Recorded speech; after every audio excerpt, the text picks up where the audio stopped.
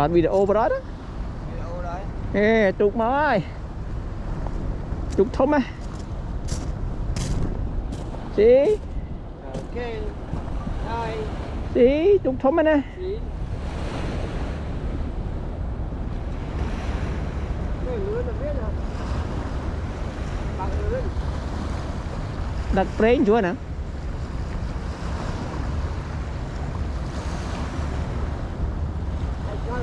Coi đi sao mới khơi khẩu mốc nè.